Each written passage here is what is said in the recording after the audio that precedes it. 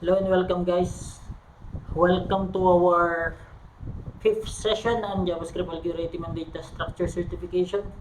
Today we're gonna tackle the basic algorithm, the basic data structure. So let's get started. Okay, use an array to store a collection of data. We have defined a variable called your array. So complete the statement by assigning an array of at least 5 elements in length to your array variable. Your array must contain at least one string, one number, and one boolean. So one string, one array, one number, and one boolean. Then object and array. Next is access an array contents using bracket notation. So here we're gonna, in order to complete this challenge, set the second position, index 1, of my array to anything you want besides B.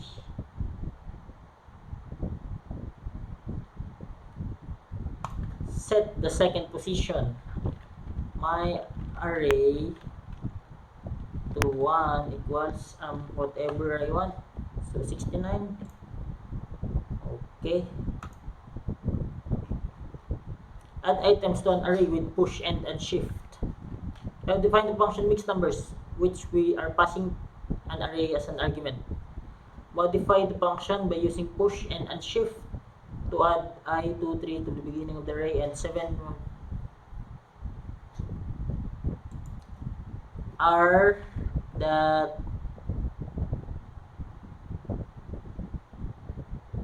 push. So 7,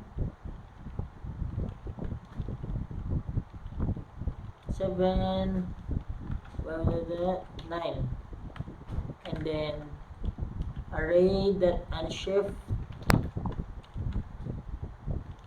I, 2, 3.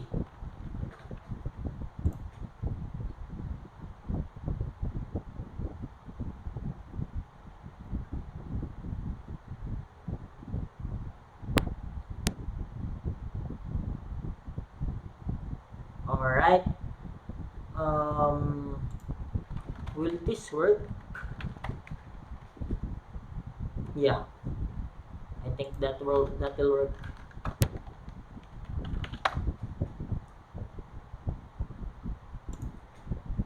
Next is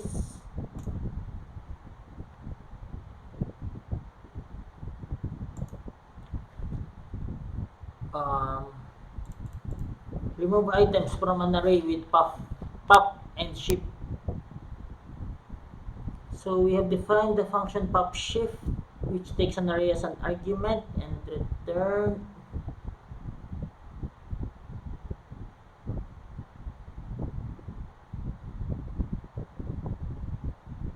okay. So this will be array.pop and this will be array.shifted. Okay, so okay. Remove items using Splice. So what I'm going to do here, we've initialized an array R. Use Splice to remove elements from R so that it only contains an elements the sum value of 10.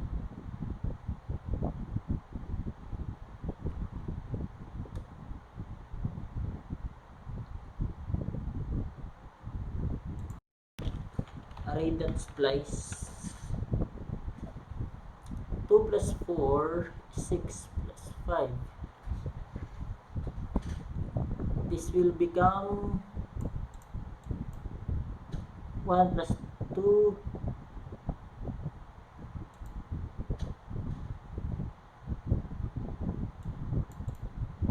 3 2 will become feeling happy.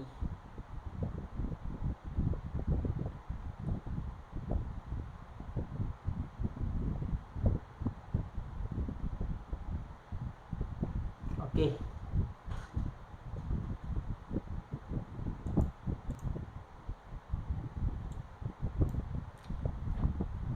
Two plus 4, 5, then 1, 4, 4, 5, 1. This will become 10. So Let's splice 1 and 4.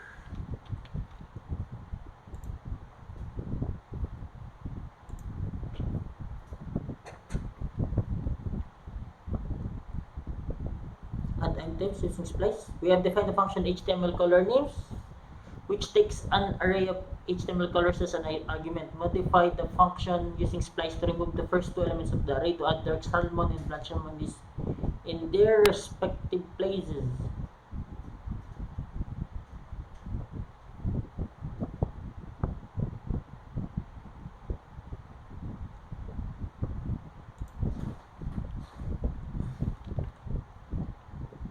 r.splice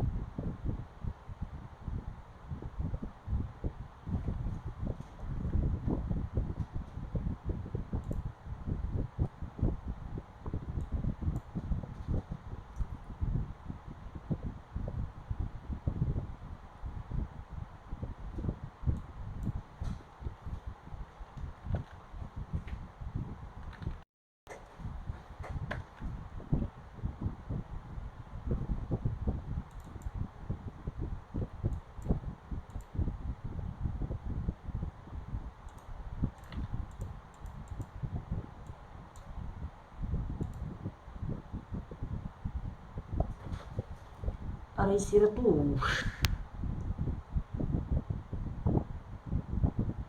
There is no spacing here.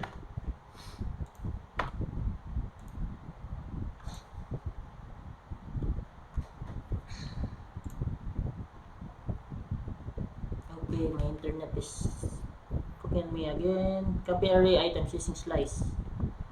So the next method we will cover slice. Rather than modifying an array, slice copies or extracts a given number of elements to a new array. Leaving the array, it is called upon untouched.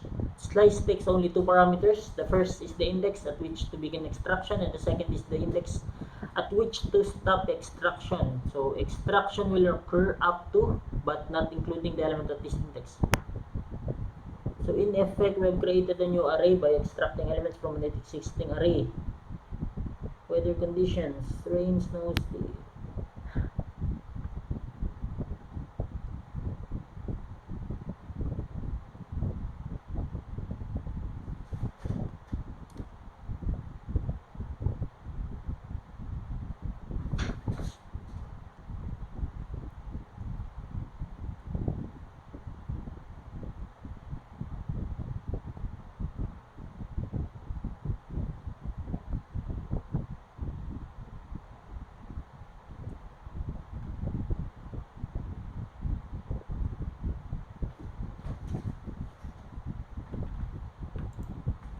Okay, r.slice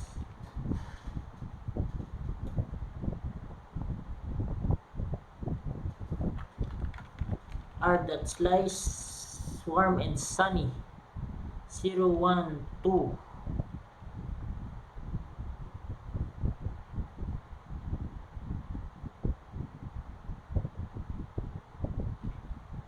One and okay.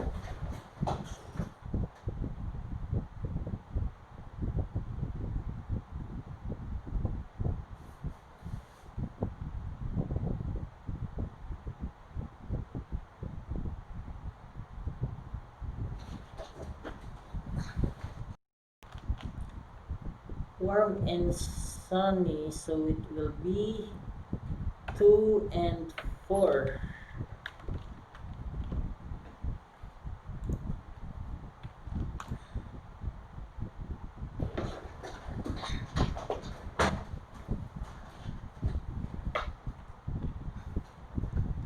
Copy an array with the spread operator.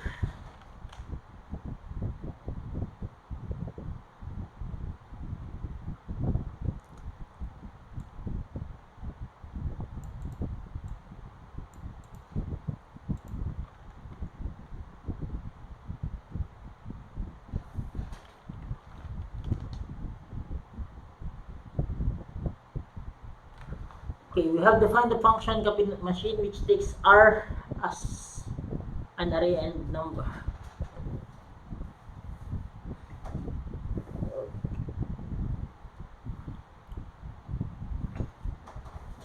We have defined the machine.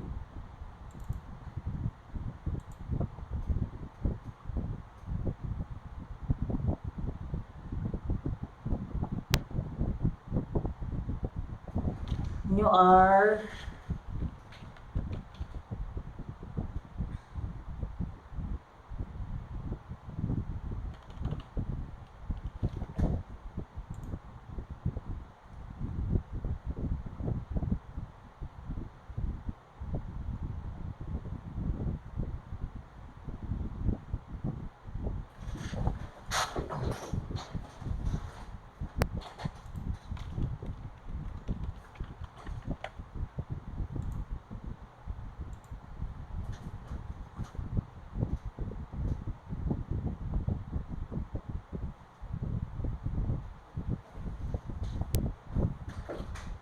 how about push?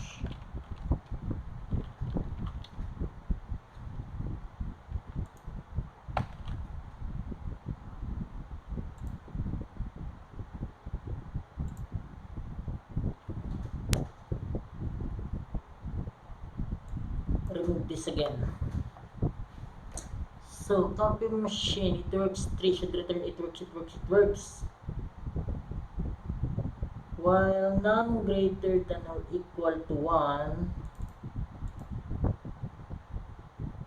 new R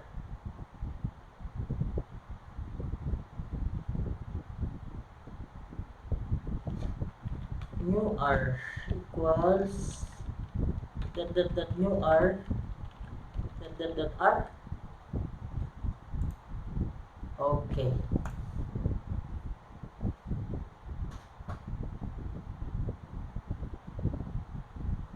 Next, combined arrays with the spread operators. We have defined the function spread out that returns the variable sentence. Modify the function using the spread operator so that it returns the array. Learning to code is fun. So learning to code is fun.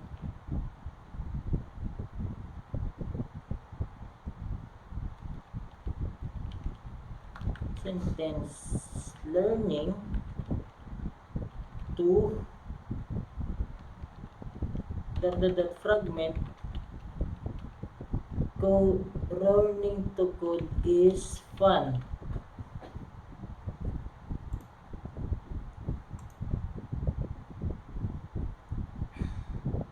Check for the presence of an element with index of. Index of can be incredibly useful for quickly checking the presence of an element of an array. We have defined the function quick check that takes an array and an element as arguments. Modify the function using index of so that it returns true if the past element exists on the array and false if it does not. So return R the index of lm.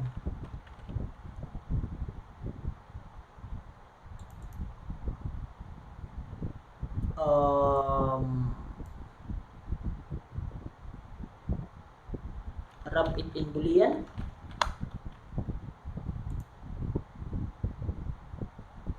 Mushroom should return false. Okay. Greater than 0. How about -1?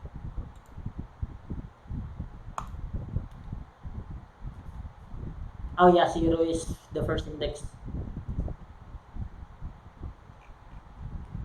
Iterate through all unarrayed items using for. So we have defined the function filtered array which takes an array, a nested, and lm as arguments and returns an array that lm represents an element that may or may not be present on one or more of the arrays nested within R. Modify the function using a for loop to return a filtered version of the past array so that any array nested within R containing lm has been removed.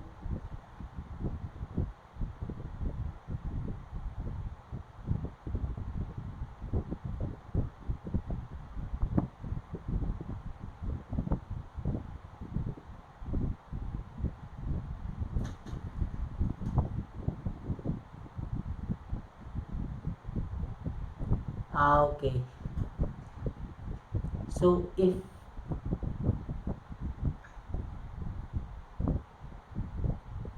we can use that includes here, I think, for um, let's say bar I, let I equal 0, and then I greater than R that length, and then I plus plus if you know, R0 that that index of lm is greater than -1. Let's put this in a parenthesis and negate this. Return, I mean, new r that push array 0. Let's try if it works. Okay, what's the matter?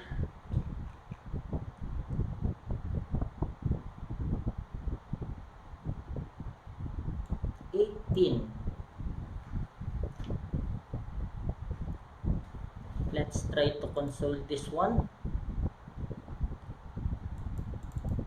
Let's comment this out first and then console this one. 1083, 1083, 1083. We need to okay, let's use the I, not the 0. Okay, that's it. Next challenge is still loading. Create complex multi-dimensional arrays.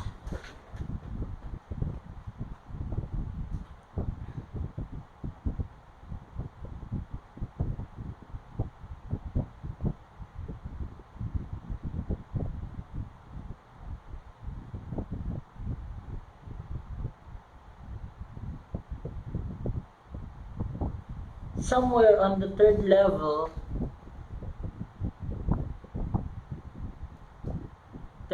this one, we have defined the variable my-nested array. Set equal to an array, modify my-nested array using any combination of string numbers and booleans for data elements so that it has exactly 5 levels of depth. Remember, the outermost array is level 1.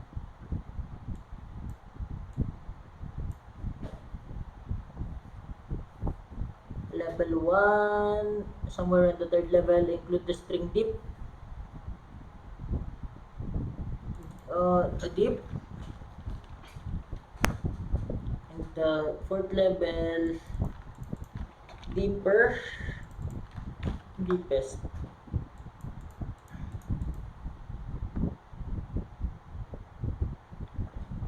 What is the first level? Is this the level 1? Let's try that again. Should contain exactly one occurrence of the string div on an array nested 3 levels div. Let's try to div. What the?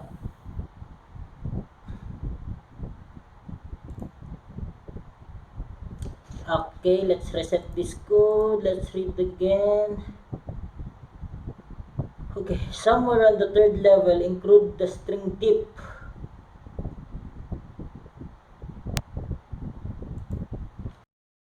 Div. And then here is deeper. Will this work?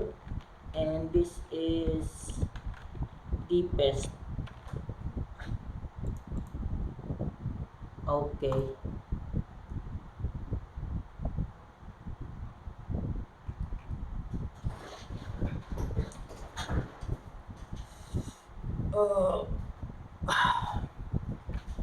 Add key value pairs to JavaScript objects. So a puts object has been created with 3 entries. Using the syntax of your choice, add 3 more entries to eat bananas with the value of 13. Foods dot banana equals 13.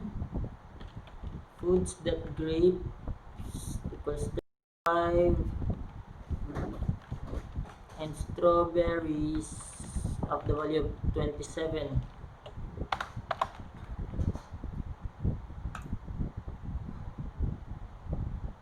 Bananas, grapes, strawberries.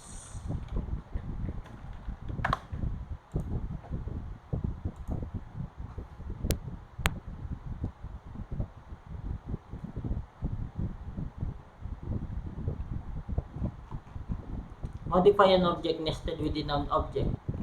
I think this is pretty basic. Here we define an object user activity which includes another object nested within it. Set the value of the online key to 45. So user activity that data that online equals 45. Next, access property names with bracket notations. Okay, check inventories of apples. So return scanned foods scanned item. Next is use the delete keyword to remove object properties. So delete keyword to remove orange, plums, strawberries from the foods objects.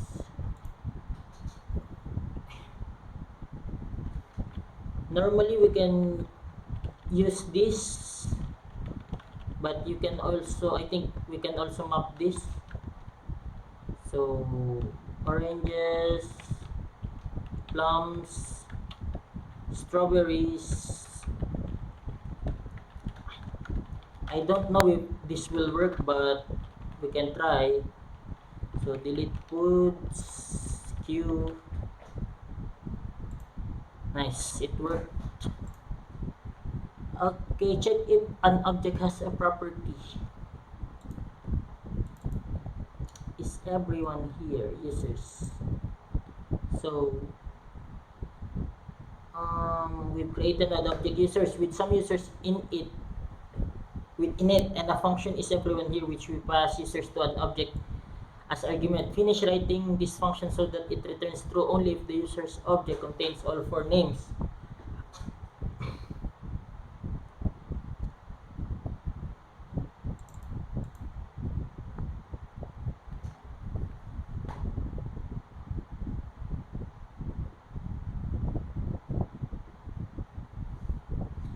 OBJ.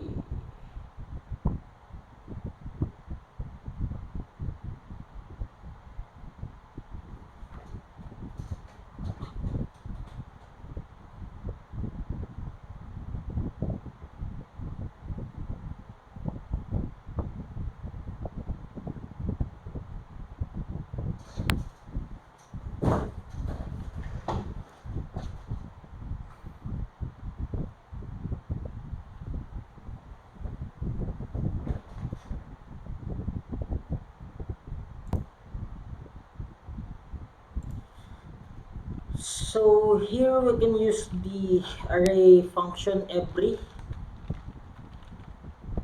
Alan, Jeff, Sarah, and Ryan. That every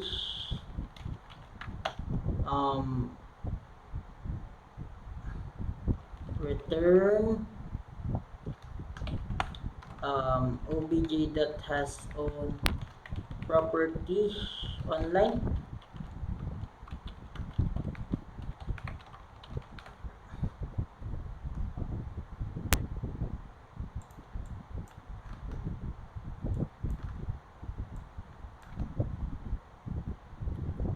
Why is it false? Alan, Jeff,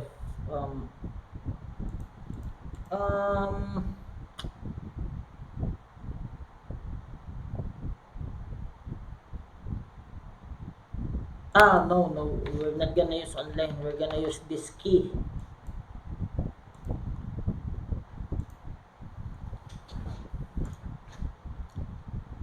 Next is still loading.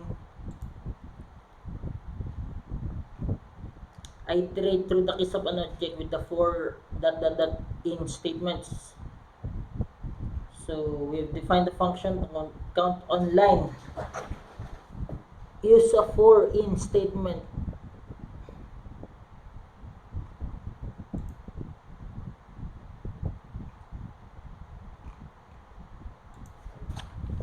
For users in users obj. Let's console the users first.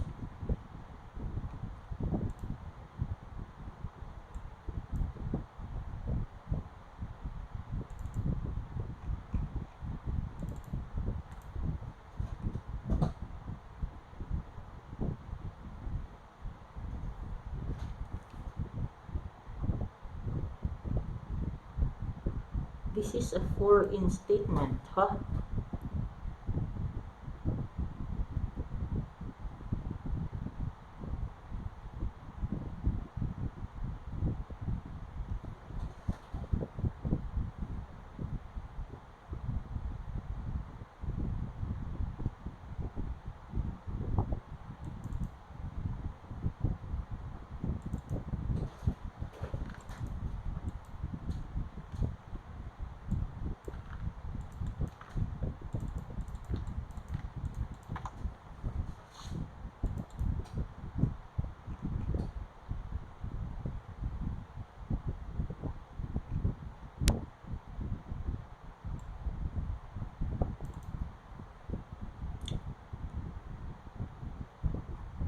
What am I going to do here?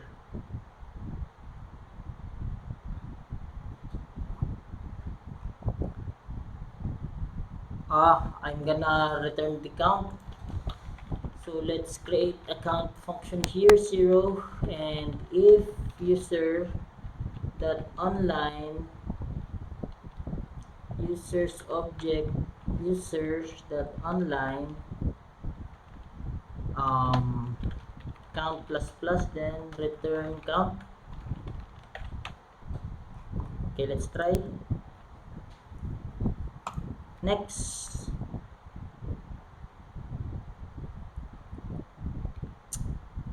It is still loading. Generate an array of all object keys with object.keys. So the user's object should only contain return obj object.keys obj. I think this is the last one. Modify an array stored in an object. So take a look at the object we provided in the code editor. The user object contains 3 keys. The data key contains 5 keys, blah blah blah blah blah blah. Finish writing it. So it takes a user object and adds a name of the parent argument to the array stored in user data that friends and return that array. That friend function should talk to Sam Kira Tomo Fit. So it returns the user object that data that friends, and then okay, that push friend. Okay, that's it. We finished the basic data structure. So thanks guys for watching.